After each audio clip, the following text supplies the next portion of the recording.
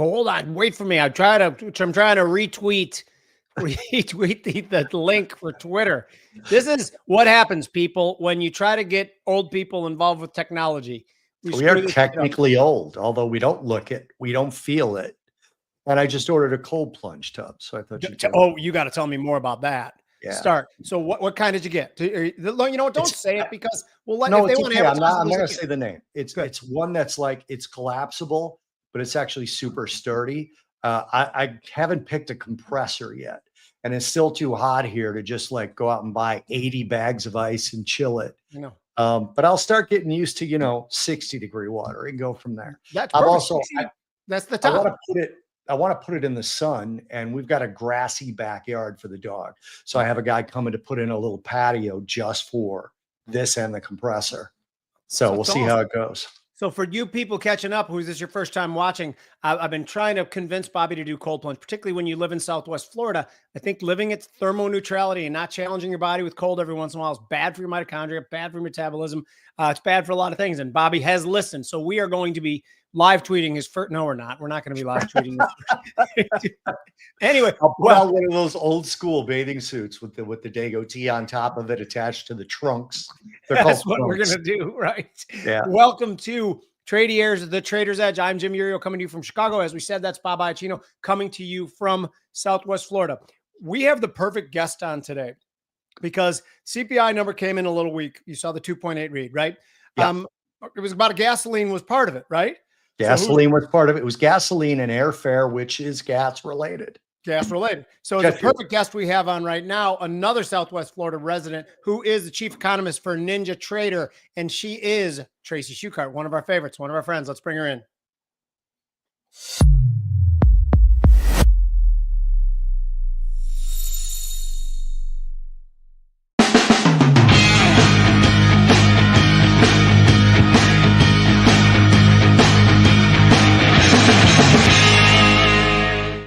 So Tracy, this show's going to all just be about cold plunge. You ever done it or no? No, I'm not that brave. Not that good. I love a good sauna, but no, I will pass on the cold plunge. I love a sauna too. I go in the saunas in the morning, and I think from supposedly the research I've done, I'm not a doctor, but damn, you guys know who are listening that I think I'm smarter than everybody else on the planet. So just go with that. So supposedly from the mitochondria, the heat convinces mitochondria that it needs to protect itself and to build barriers, and the cold like releases the energy in the mitochondria to keep you warm. So a balance of the two is a pretty good thing. So I think sauna is very good on its own. I just like cold plunge too. Anyway, so the move, you're now living in Southwest Florida. Are you happy here? So, I literally, this just happened this week, so I really haven't had a chance to go out and explore, but, I hear that, Bobby has hit cold plunge. So, he lives not that far from me now. So I just might show up. I'll be driving. You have a cold plunge too. I'll be driving inside of 2 hours to meet. We were not going to say specifically how long, but inside of 2 hours to meet Tracy for a drink on Friday. Tony Nash just said cold plunge again with a laughing face. Yeah. Cold plunge again, Tony. I love Tony. Oh, Tony's the best. Tony's the absolute best. Okay, so let's actually there's a lot of market stuff I want to talk about too, because I thought today was pretty fascinating with the CPI coming out. So you guys saw, let's start with stocks. And we're going to get to energy because we have Bobby and Tracy on here. Start with stocks. Stocks rallied 70 handles right off the 2.8. Then all of a sudden lost that all and we're down like 30 or 40, like 20 minutes later. And then all of a sudden finished the day stronger. Here was my interpretation of that. And Tracy, I want to get your opinion too. The number comes out, okay, the Fed's free to ease, 2.8, whatever. So stocks shoot higher. Then people are like, well, shit, we've been waiting for rallies to sell since this problem with the stock started 3 weeks ago. So people are selling, which to me means the baton is kind of passed from a fundamental reason why the stocks are moving lower to now it's just market positioning and reassessment of risk, which ends when it ends. What are your thoughts? The stock market plunge over? I don't think so necessarily. I think a lot of this has to do with, if we look at sentiment as well as CTA positioning, if we're looking at the futures market in general, yes, and QYM, everybody's kind of in this defensive mode right now. And we're seeing a lot of liquidity drain from these markets because there's a lot of insecurity due to tariffs, et cetera. And so I don't think we are at that point where I feel like we had a capitulation yet. No, neither do I. And even so, like some of the mornings when we come in where stocks are higher, and which, by the way, we come in a lot of mornings when stocks are higher, and then they get the crap beaten out of them for the rest of the day. So even the mornings when we come in and stocks are higher. So with things that I consider defensive, like gold, silver, some of the metals, copper, are still usually outperforming even in the morning. To me, that's a signal that the stocks aren't ready to take it higher yet, right? Yeah, and I think there's just too much uncertainty with these tariffs, because every other day there's a different message. We're going to have 25% tariffs on Canada. No, we're going to have 50 because they said that we're going to have 25% tariffs on energy exports to the United States. And there's too many headlines going on. And this is not something that we're not used to. I mean, this literally happened in the first Trump term. And so you would think that markets would learn, but I think that it's just too much uncertainty out there. And again, I just feel like we haven't hit that capitulation point. Well, I really agree with you. And I think what you said that's key there is that you thought the markets would have learned and they haven't. Right. And that brings me to my question for you, because when I look at this, the main difference between the Trump presidency now and in 2016 is the amount of times, I believe in the first 50 days, he tweeted about the stock market about 68 times. And he hasn't tweeted once that I'm aware of about the stock market. Plus, his Treasury Secretary is talking yields. Now, yields rose today. So I think that that's the kind of thing that they see as a negative as opposed to the stock market. Do you agree or disagree?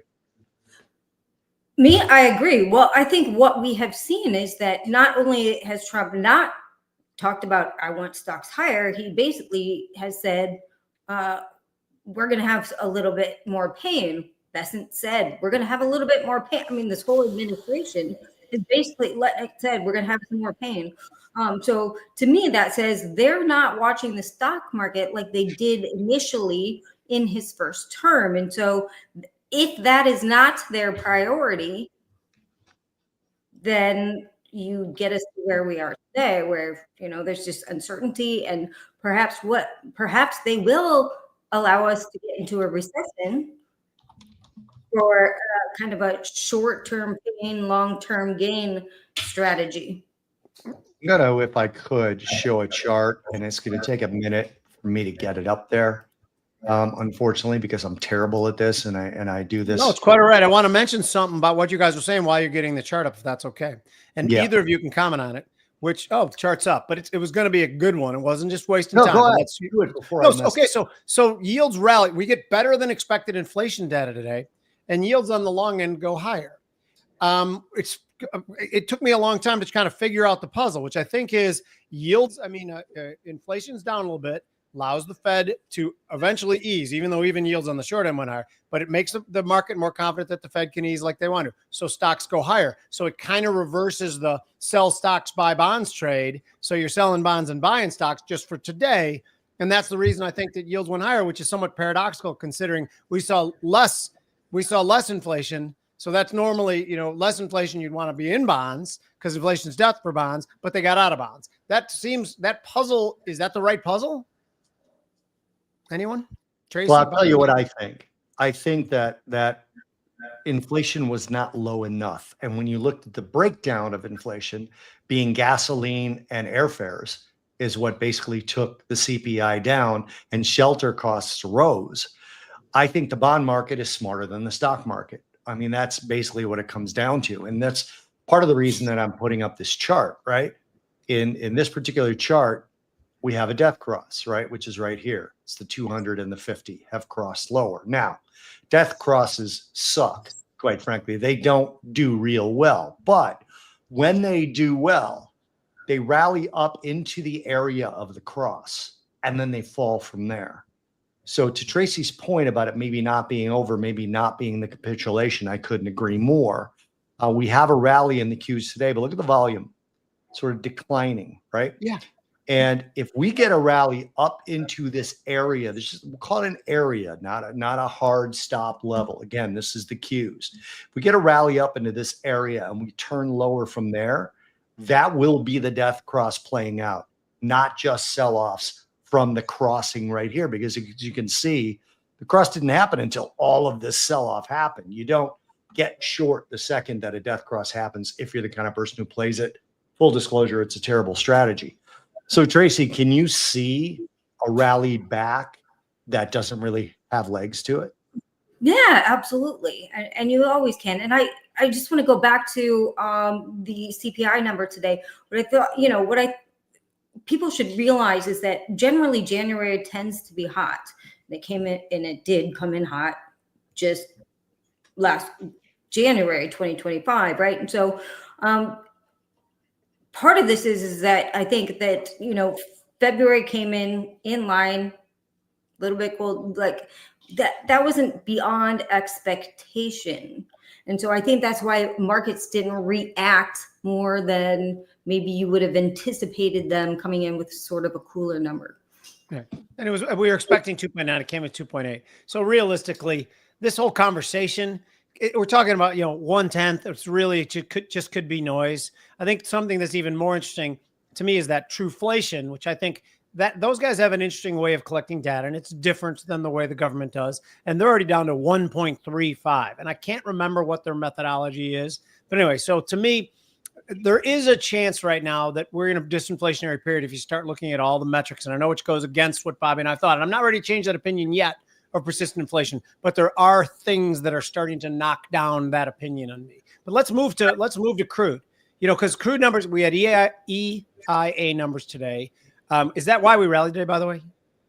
No, I don't think that's why we rallied today. I think we've been kind of basing down here. I think 65 is a scary number for people because that's average break even for U.S. shale. Some basins are higher, some basins are less, but let's just take the average at 65.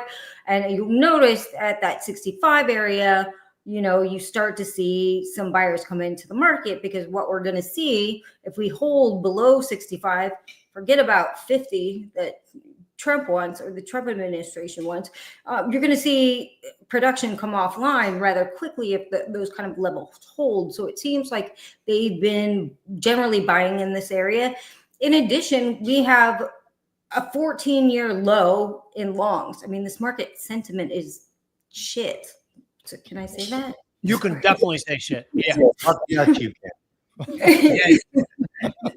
It's just shit right now. And so, I kind of posted something the other day. I said, I kind of like these odds, at least for a bounce, because when, you're at the lows, market sentiment is at the lows, you hit a level that's really important for U.S. shale producers. I mean, seems to me like, wasn't, I kind of like the odds on at least a bounce. I'm not, saying any massive move. But can I ask a question then to both of you guys? So Trump wants the producers to produce more, but he also wants, the price to go down. What can he do to make them produce, not make them, to encourage them to produce more at $60 a barrel? Can he lower regulations? Can he provide carrots for that? Or what do you guys think? Start with you, Tracy, but then Bob, I want to hear yours on that too. Well, I think, and I've long said there's not a lot he can do to make them produce. And Sarah Week is this week. There have been a lot of major producers that have come out and made statements on this. And I think, outside of literally subsidizing the industry, I don't think you're going to be able to, give them incentive to want to produce more, because we've been down this road too many times. Investors have gotten burned too many times. Nobody's around anymore. Sentiment is bad. So if you want to subsidize them, like the government's been subsidizing green energy policies, perhaps, yes, for sure. Bobby? Yeah, the short answer is nothing. I mean, they can take a substantial amount of regulations off, but the regulatory environment doesn't cut the cost of exploration and drilling. It just makes it easier for them to find spots they want to do that in. You could potentially build more refineries, potentially build more pipelines, but it's still doesn't lower the cost of fracking in any way, shape, or form. And it takes years to get that stuff done. We all have to keep in mind that Trump has 2 years. So, and actually it brings me to a question for Tracy. Do you think, so OPEC I think it was last week, might've been earlier this week, announced that they're going to start getting rid of the voluntary production cuts and allowing people to just kind of cut whenever they want. Or I'm sorry, produce whatever level they want. Do you think that was Trump effect, or do you think it won't happen? No, that is not exactly what happened at all. What they said is back in December, they decided that in Q1 or Q2, sorry, they would, actually it was before that, they put it off to Q2 in December. It was the September meeting where they said, at the beginning of the year, 2025, we're going to start tapering voluntary cuts.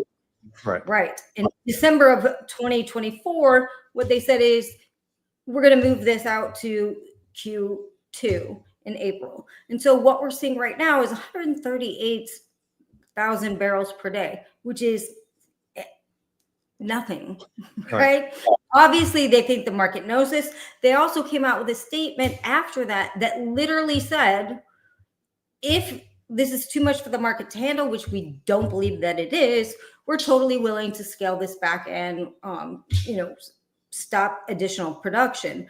And you also have to realize what's happening elsewhere in the world. We just, Trump just revoked CBX's license in Venezuela, and they were exporting 240,000 barrels per day. So, 138 addition, 240 minus, as well as other problems that we're seeing in countries like Nigeria and Libya right now, production-wise. So that's a net loss of about 102,000 barrels a day, which again isn't much. No, it's not. But I mean, OPEC has said we are going to do what we can to make sure that we do things according to what market wants, what the market involves. And so if they think that it's warranted for 138,000 barrels per day, perhaps they are correct given what's being taken off the market today, and looking at the fact that globally we're at all-time lows in oil stocks, regardless of the illegal stuff that's being shipped from Iran, Venezuela, and Russia. We're still globally well below the 5-year average, at all-time lows in many of these areas. And so I don't think that this is a consideration that people are like freaking out about that's worth this hysteria right now. Well, let me ask a question that came into the comments here from Tim, who, by the way, without saying where he's from, he's also a neighbor of yours. If Trump brokers a deal with Russia and Ukraine, will Russian oil return to developed countries? Will that move oil price substantially? Now, you already said there's been a lot going out there anyway. Well, there's already a lot out there anyway. If they do remove sanctions, and we do see some Western countries, which have already been buying Russian oil anyway, you have to realize that they're still in an OPEC plus deal. So they're still subject to quotas. So it's not like they're just going to flood the market. They still have quotas that they've agreed to, that they've generally held to. And so I don't think just because sanctions may be lifted, that means that suddenly all of this Russian oil is going to flood the market. It's gonna be on the actual market instead of the black market now. Right. Luis, you want to put up the banner? Take a quick time out. You want to put up the banner for the summit? I think people who are going to be watching are going to be very interested in that. This is about the future's edge, the future of trading summer. So be part of this Trade Air Option Summit. This is an amazing event. You can register for free. Just click on that link right there. It is, what is the 4th month? That's April 9th, 2025. We expect you guys to be there. It's going to be a ton of fun. Thank you. Back to my question, which is, So if you don't, you're saying that you don't think a ceasefire is going to bring down the price of oil very much. It sounds to me like you think that oil right now is kind of plumbing the bottom of the range. And if you had a gun to your head right now and needed to make a trade, you'd rather be long than short. Or am I reading too much into your answers? No, I'd rather be long than short, but I want people to realize, like, I think we're stuck in a range. I don't think oil is going to $90. I don't think oil is going to $40. I think we're stuck in a range, a happy range. You know, if we stay between 70 and $80, a little bit less for WTI, say 65, 75 for WTI, 70, 80 for Brent, you know, that's kind of a happy range where oil companies are making money. Yes, some countries, particularly in the Middle East, that range for Brent might not be entirely in their budget, but they'll still do well, right? And so, I think just economically speaking, if we look at the world, you don't want $100 oil. That's going to kill emerging markets. That's going to kill. I mean, and then you just have oil volatility even higher because, you know, you have these oil spikes that brings down the economy, that slows global economies. People, especially oil producing nations, can't service their debt anymore. And so oil might be a boring trade here. Okay. Which is fine. You know what I'm saying? Yeah, no, it's interesting. I actually have sell orders above. I'll use the WTI futures as the example, 69.70, 70.50, and then 71.25. I have 3 sell orders up there just waiting, and I've got to stop above, like, it's about, I don't want to tell everybody, it's about 73.40 or so, somewhere in that range for the whole thing, because I think that's what it would take for us to actually break back out. But I can't think of a reason why that would happen. I really can't, unless it's geopolitical. I really can't think of a reason why that would happen, which actually brings me to my question. RBOB seems a little bit stronger. For those of you that don't know, RBOB is basically gasoline futures. What do you see there? Well, I think the problem therein lies possible 10% tariffs on Canadian oil imports. And so I think that's why we're seeing kind of a stronger RBOB market, because of the flows. You know, we have particularly the Northeast, they buy from the St. John Canadian refinery, right? And then in the US, we import Canadian crude and we refine it, and then we export it elsewhere and back to Canada. And so these tariffs are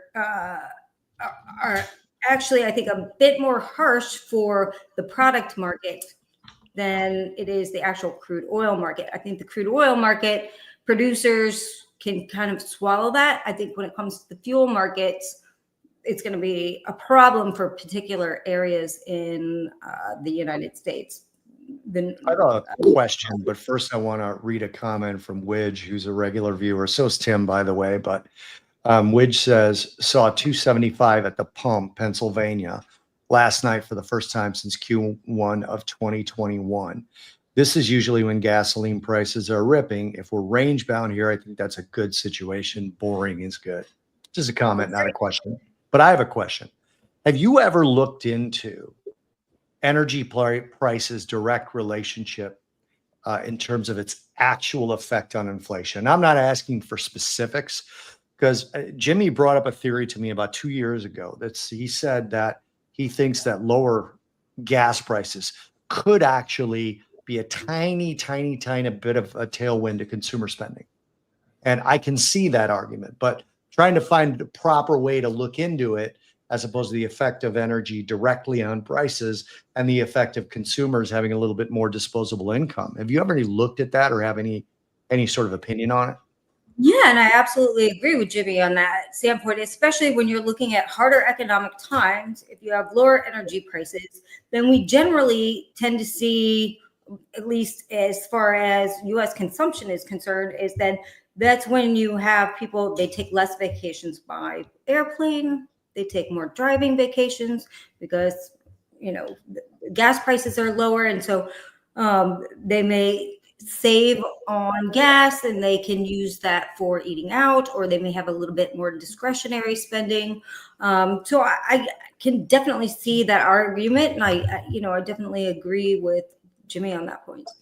I like to hear that. I like anytime you can agree with Jimmy. Luis, why don't you put up the banner for the options Trader Pro, because this is something, by the way, I should be a pitch man. So listen to how professionally I make this pitch. And then anyone out there with products out there, just call me. That Billy Mays guy, whatever, I think he made a shit ton pitching things. But anyway, this exclusive offer for our viewers to have 3 months free of the Trader Pro options platform. We've had options gurus on the show who, when we brought it up, they're like, oh, wow, this podcast is affiliated with Tradier. I love that platform. It's the only platform I'd use to trade options. This to you is free for 3 months. Please click on the banner. Please sign up or scan the code. That's what you're supposed to do. Scan the code and hire me to pitch your products. This is Billy Mays. Anyway, Bobby.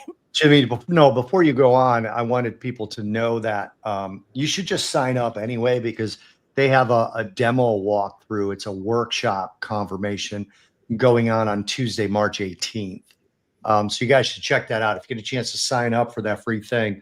The QR code was up there. You can just kind of you can just have the QR code. The thing. Oh, by the way, you're one to lecture me about technology when you couldn't figure out what room to be in, what studio to be in for the show. I couldn't figure it out. So yeah. So let's back. Bobby, your next question. Yeah. So I want to ask you, I want to not shift off of energy in general, but do you see anything in the current administration's platform? Because I'm waiting, and I haven't seen it yet, but I'm waiting for Trump to take credit for this. What have we had? A 12% drop in WTI. And I'm waiting for Trump to take credit for it, and I haven't seen it yet. And can I add to that question too? And is there anything that he actually could take credit for? Go. Yeah, and it's been I'm seeing 15.4% close to close on WTI futures. So is there anything he's done so far that you can take credit for? Maybe slowing the economy? No, I mean, he's talked it down by saying drill, baby, drill. But if we really look at the energy scenario and we look at that 9-point plan that Chris Wright, our new U.S. Energy Secretary, put forth, there was nothing about drill, baby, drill there. I think that has propelled some sort of negative sentiment towards crude oil prices as far as market participants are concerned. But has he done anything? No. I mean, no. Well, the other day, Jimmy was taking credit for it, and they have a lot of. I was taking credit for it. I do that. Yeah, if nobody else will, I'll take that credit. Just scoop it on over. All right.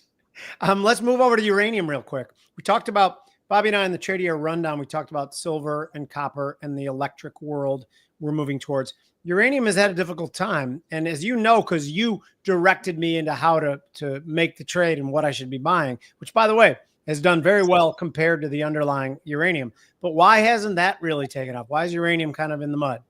I think that was a instance of, we had kind of a parabolic market for a year, right? We went from like 0 to 60. Well, sorry. I mean, I'm using a car term, not the actual price. For a year. So we had a parabolic market. Parabolic markets always like to come back down. That's just how markets work in general. And I think that as long as, we kind of stay in this area, I think we will see a bounce again, because I think that we're still seeing more and more countries, especially in the West, kind of decide that, maybe it was a bad idea to shut down all our nuclear plants in the middle of a energy emergency. But, so I think that we are seeing a market sentiment change. Again, I go back to Chris Wright, who, that's part of one of his pillars that he's looking to go for. He's always been an advocate of nuclear. He really wants the United States to invest in this technology and streamline permitting and get our nuclear energy further advanced. And so I think it's just a matter of time. Again, I think this retrace in uranium was more than anything else, just because of the strong move up and generally what we see in Bobby, before I get you in, so just to put in perspective for you guys watching too, if China and Russia wants to build a nuclear plant, it usually takes about 4 years from when the idea is hatched till they have it operational. In our country, it takes 15 years. We have just loads and loads of regulatory red tape to cut through. I am not certain how much of that regulatory red tape is centered around the federal government and how much of it is stupid ass states like Illinois, which oddly uses quite a bit of nuclear power for being the blue state that it is. But now I feel that the regulations are a mile high.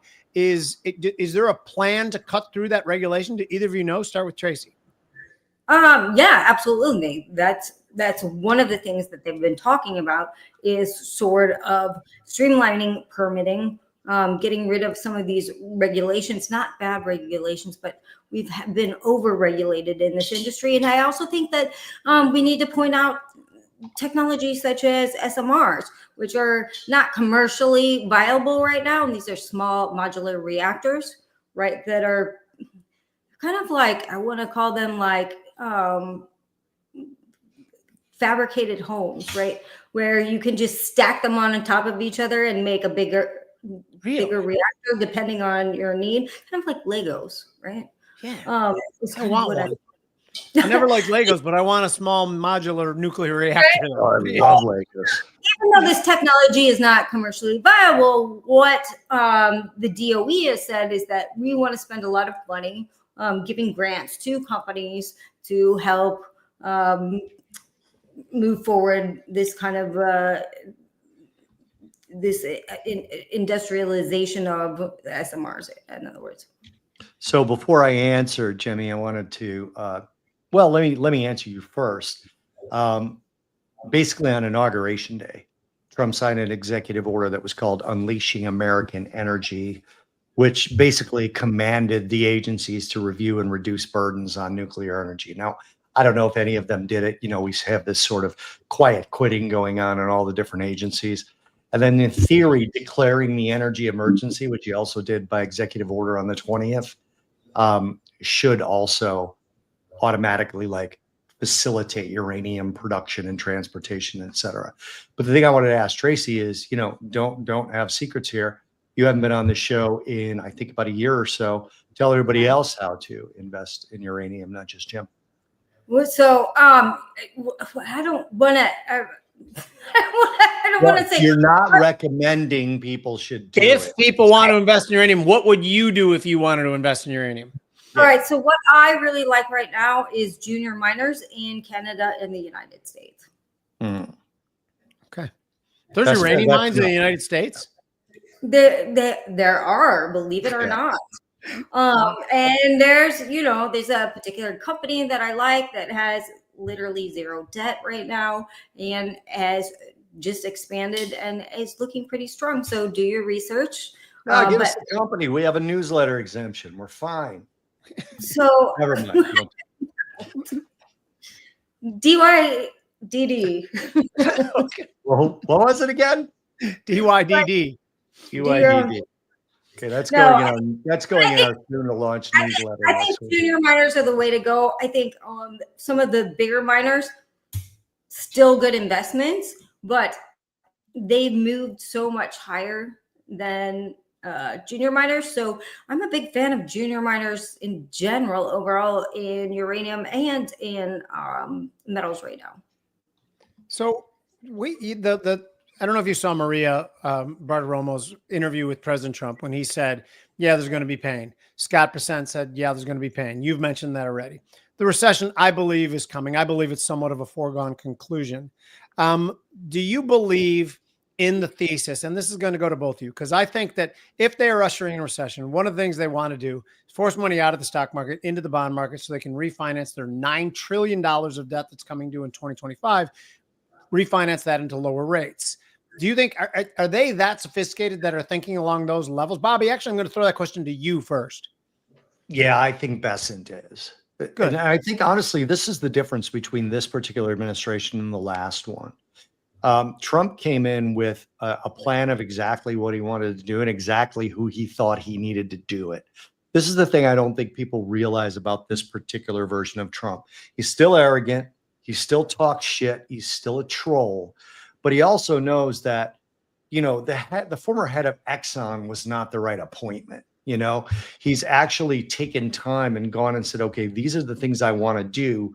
Who are the best people to do it? Besant has been very clear about what wants to happen. Remember, in the first administration, Trump had talked about how dumb they all were for not refinancing the debt at lower rates. Who was his And what do Treasury we have Secretary now? in his first administration? I can't even remember.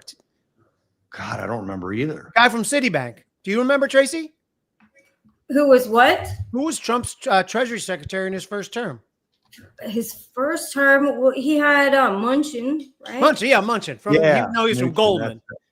Yeah, right. Okay. Yeah. But he came in and I was called Munchkin. Munchin is good. fine. We like Munchin. We got two people that went ahead. Tim and Wedge both said Mnuchin before we could get it out.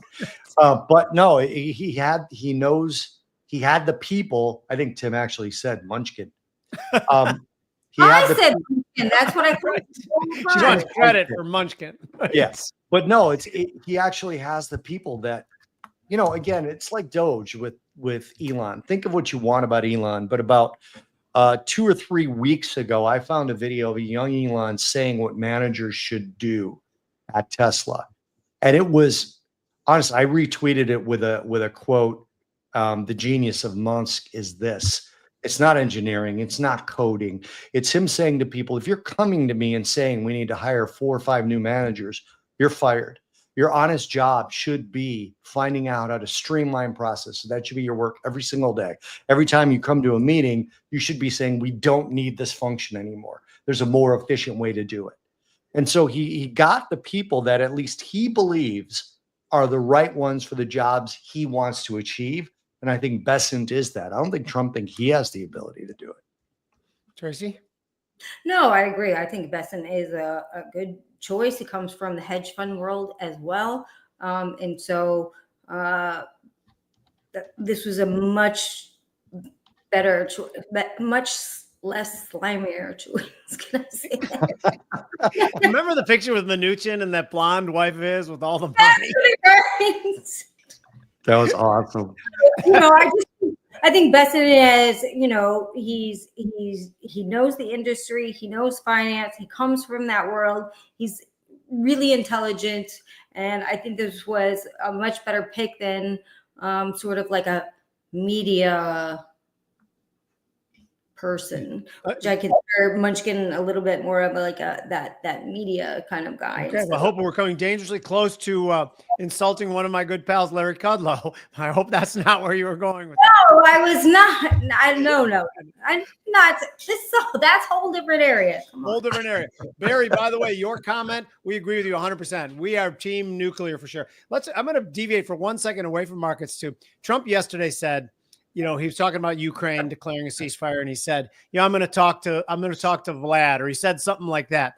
I think he says things just to yank the chain of the left, like acting like Vlad's his buddy. He does it on purpose, correct?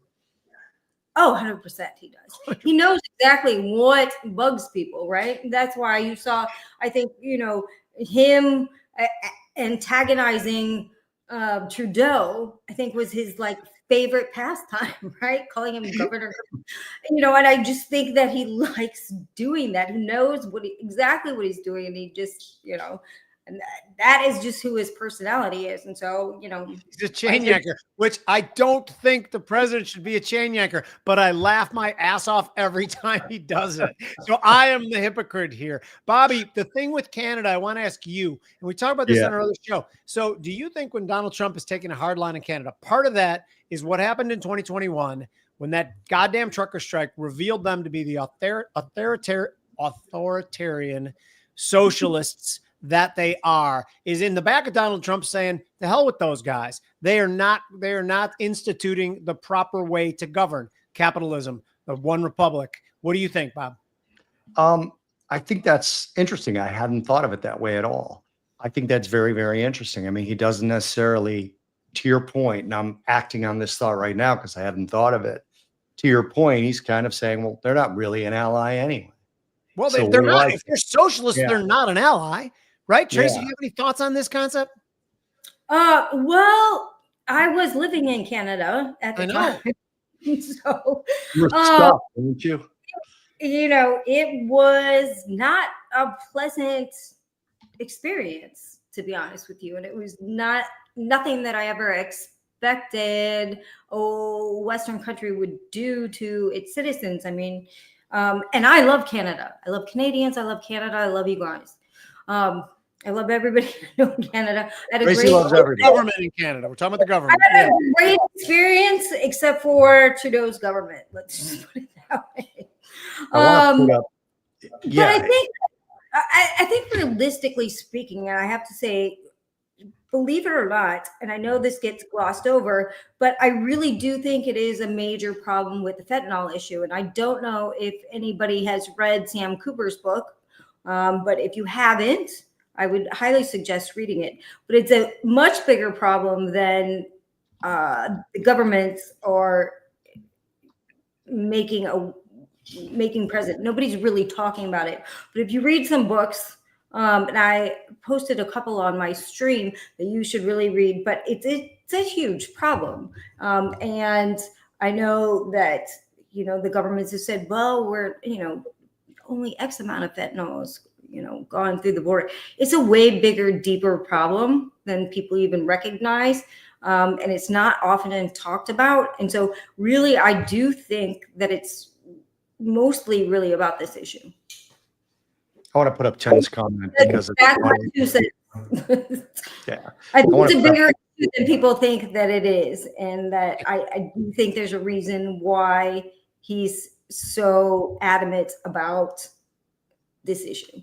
So I want to put up Tim's comment because it's funny. Then I want to address what you just said. Tim said that, where the hell is it? Mnuchin's wife was a lot hotter than Beston's husband. I just think that's funny. I'm sorry. I think that is inappropriate and funny all at the same time. Very funny. So actually, Tracy may not agree, but we'll see. The fentanyl thing. Somebody, I don't remember who it was, but somebody recently said that 20 years ago, you don't know anyone that OD'd. I mean, maybe you're a friend of a friend of a friend, or you heard about somebody. In today's day and age, we all know somebody. Okay. And I know somebody specifically, a younger brother of a friend of ours that OD'd from fentanyl. He went to California to meet some friends and party and never came back in a box. So like, it really, really is a very serious thing. I actually had a friend in high school that OD'd, but that was a whole other thing. That's because I grew up in the rough and tumble streets of the west side of Chicago. But that was a very common thing. So yeah, we all fought, we all shot each other. It was great. But no, it is serious, obviously, and it's much more serious than people take it. And somebody said to me, Trump with his tariffs, and I want you guys' comments on this, Tracy, first. Trump with his tariffs on Mexico and Canada, they're like, what about the USMCA? What's different between now and when the USMCA was passed? And I would say it's fentanyl. That was my answer to the person on X. And I would agree with that. I mean, it's a huge issue. It's got progressively worse over, the last 10 years, particularly the last 4 years. And I just think it's much more serious than people are taking into account. And I know people have rattled off government figures. They've only gotten 1 kilo. Canada's doing everything it can for fentanyl. The problem goes much, much deeper, and the legs are much, much wider and the net is much, much wider than people think. Again, I encourage you to, I'll repost a couple books that I posted on really what's going on. And it involves the United States and it involves Mexico as well. It is a huge problem with a huge web. And so it's a very serious issue. Bobby, what's the name of that bill that they passed in 2018 that Trump negotiated the trade deal, the USMCA. USMCA. Because I see the left freaking out and they keep saying, well, he's going after Canada. It's the bill that he negotiated. I don't give a shit. It was 7 years ago. Even if you took the fentanyl piece out of it, it could easily just be that, yeah, okay, that was an incremental step, and now we're ready for the next incremental step. It's up for renegotiation next year, too. Up for renegotiation. So he could be posturing for that. Yeah, it's not like he's being hypocritical. It's literally was 7 years ago. That it was an asinine argument by them. Let's talk about tariffs real quick. We had Tony Nash, our mutual buddy, on yesterday. He thinks the tariffs are. Tony. What's that?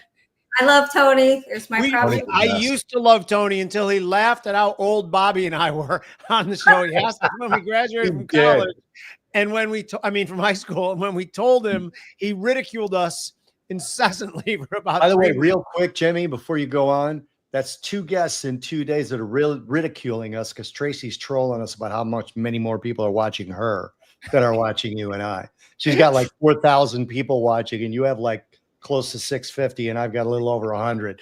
So she's trolling us on that. So for the last 2 days, our guests are talking shit, and I love it. Right. So what did we do to deserve this? We're nothing but nice. Anyway, so Tony contends that the tariffs are not going to be that big a deal, and that China's used to this kind of shit. It'll be about 3 months of price hike, and then all of a sudden China will start subsidizing, which they've done literally for thousands and thousands of years. China, being the world's exporter, began in ancient Roman times. Pliny the Elder complained about how much money of the Roman Empire was going to China for silk. They are used to this shit. Will they then start subsidizing? And Donald Trump, when he said that other countries will pay it, he wasn't 100% wrong, right? Oh, China wrong. No, China so that's what China's known for. They subsidize everything, so they'll do it again. I mean, I think that's not even a question. So, okay, good. So then the the Canada and Mexico thing. Do we all now think what percentage of it's fentanyl? What percentage of it is reciprocal tariffs that they had in place? Do you think this is a 50-50 shot right now, Tracy? I would say that the media is portraying it more as it's more of a 75 reciprocal, 25 fentanyl. I think it's the other way around in the administration's mind.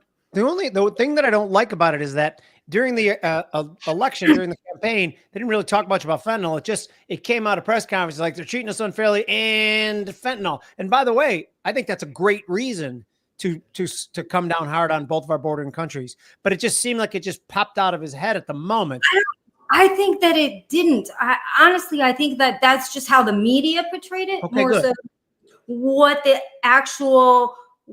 what they were actually thinking, because if you read beyond just what mainstream media was telling you, and you looked at, fentanyl was mentioned over and over and over again by their PR people, and Trump mentioned it over and over again. It just wasn't, mainstream media just didn't pick up on it. X didn't pick up on it, but it was out there because I was specifically looking for that. I want to keep up this tradition of guests making fun of us. So if there's any of our future guests watching this, I want you to definitely make fun of us. I want to say real quick, Claudia Sheinbaum, love that name for a president. For the president of Mexico, it's just so funny. Their name's my favorite thing. She's put out a statement this morning that she's very confident that they don't have to do retaliatory tariffs on the U.S. because Mexico, according to her, doesn't have any tariffs on U.S. products, and therefore she feels she can negotiate. That was something that she said this morning. So, and then you could just, if that is actually the case, I didn't look it up to see, but if that is actually the case, then yeah, she will have success, and it will be more about fentanyl. But I want to go rapid fire on comments because we had a few as we were talking there. First of all, Widge says, cartels sent the fentanyl to kill our youth and then send in the people to replace them. What a business. That's a good comment. Yeah. Then Tim says, I remember listening to a podcast with Kyle Bass and General Spalding, another name that's just funny ever since Caddyshack. Yeah. Spalding is stationed in China. He said is a coordinated effort in China to kill young Americans. Mainstream media is absent. We know that. And then Fadi Gaman, I don't know if I'm saying that right. I wonder if Trump would be less aggressive toward a conservative Canadian government. That's my point. He wouldn't have to be as aggressive as he is if it was a conservative government. Then there's one more from Fatty. Just going to call it Fatty because I don't know what it is. The sanctimony from Canadians has been palpable since my student days. foreign travelers always had Canadian flags. So what do you make of that? I have relatives in Toronto. I've been to Toronto multiple times. Anytime they say they want to visit, they say, no, let us come there. Now, I don't know if that's because I embarrass them. That's highly likely. I'm walking in there going, hey, yo, where are we going to drink? And so they come down here. They say it's just, they enjoy being down here. They spend money. They said things are cheaper down here. Life is better down here. I have an older cousin who waited 5 years for simple ear implants. She literally sat deaf for 5 years waiting for Canadian healthcare to give her these simple implants that would cure her particular condition. So I don't know. Okay, let's do a couple things before we close. We got about 2 minutes left. So you look out through 2025, and this question is going to be to both of you.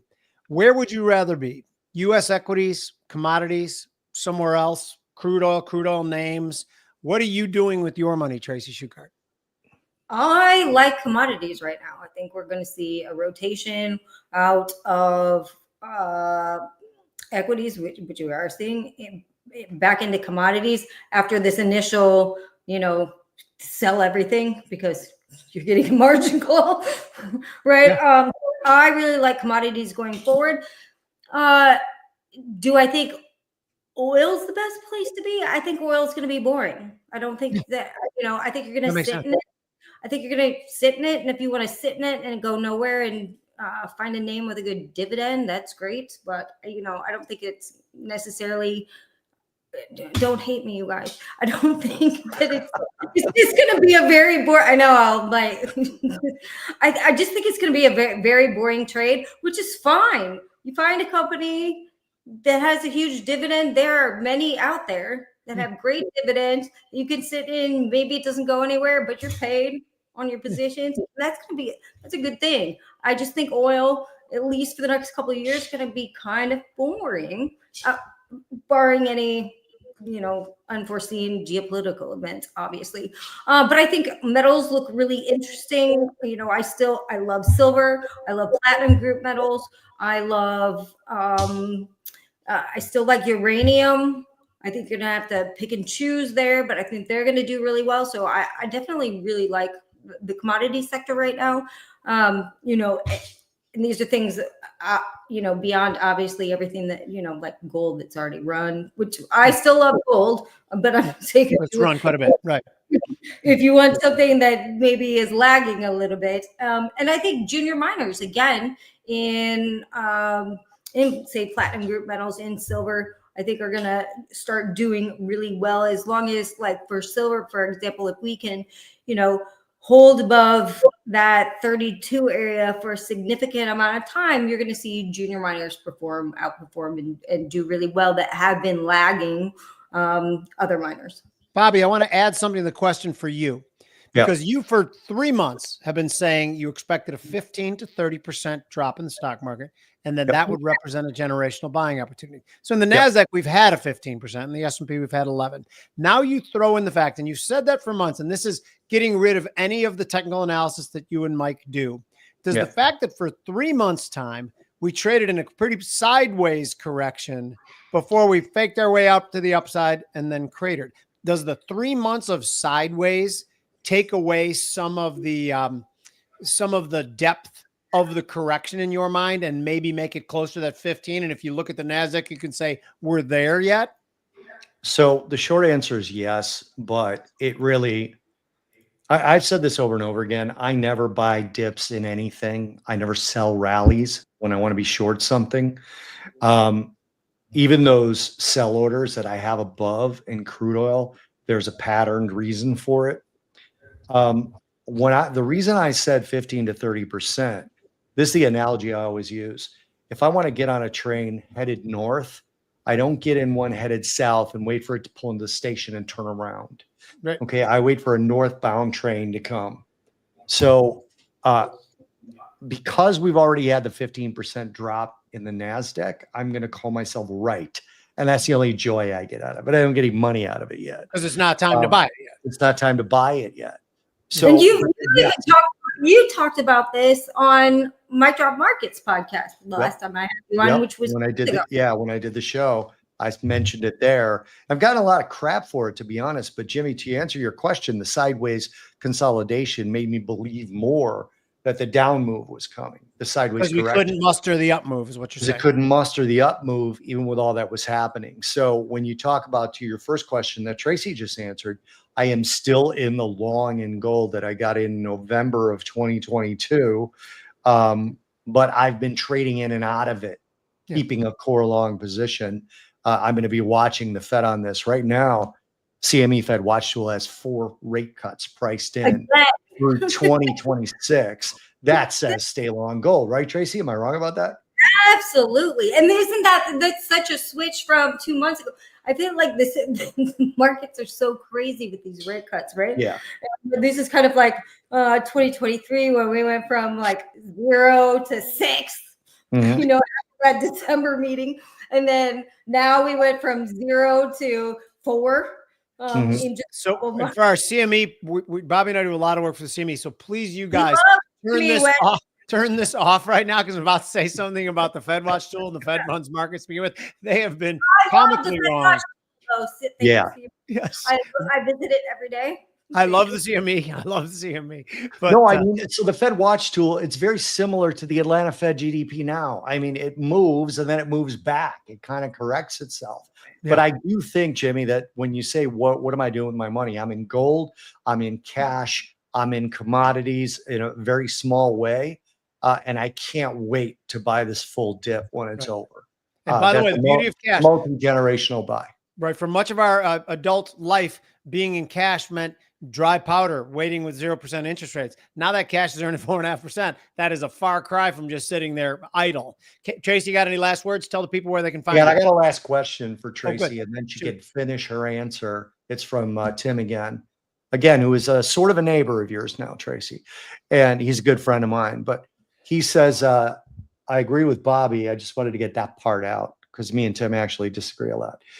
Does Tracy think the lows are in the major indices? No, I think I feel like we haven't had that capitulation moment yet. I know that's not a technical indicator and that means nothing, but I disagree with you. But how the market is reacting and how I've been through several capitulatory markets. That's not a word. Is that really a word? Now I just made it up, dude. It's a great word. Word now. Yeah. The word now, I made it up. I agree. Tell everybody where to find you, just so you know. The astronauts for Falcon just are driving to the pad to go save the space station, guys. And I can't wait until the left starts talking about how Elon is probably getting paid for doing that, or I don't know, whatever. Tracy, where can they find you? All right. So, well, big news, you guys. I'm now senior economist for Ninja Trader Live, which means starting Monday, I'm going to be on with Anthony Crudelli and Jim Cagnina. You guys, your Italian names, I just can't do it. Can't pronounce any of your last names. But so we're going to be on every morning. I will be covering macro markets of the overnight, what you missed, and what may be affecting markets for that day. So really excited about that. And then, of course, Hill Tower Resource Advisors, my research and portfolio allocation firm. Fantastic. Yeah, check that out. That's a really solid team at Ninja Trader Live there. That's going to be good. Yeah, we have so many more guests coming in. It's going to be awesome. And of course, we'll want both of you on as well. Of course. That's what we want. We want Happy to do it. Anyway, thank you guys for being here, Tracy, and Bobby, as always. Thank you guys for watching. Thanks for all the support, the DMs. Remember what Bobby and I's mission is. We were in legacy media for 25 years each. Every day in legacy media, we had to bend to the whims of overzealous producers or sponsors. There's what you could say, what you couldn't say. It's a bullshit system. This is a much better system. We might be wrong, but we say exactly what we see, and we're honest about it. And I'm glad you guys are part of it. And the fact that it's taken off like it has is humbling to us. Thank you very much. This is Trade Years, the Trader's Edge. I'm Jim Iuorio. That's Bob Iaccino. That's Tracy Schuchart. Thanks again. Thanks, guys.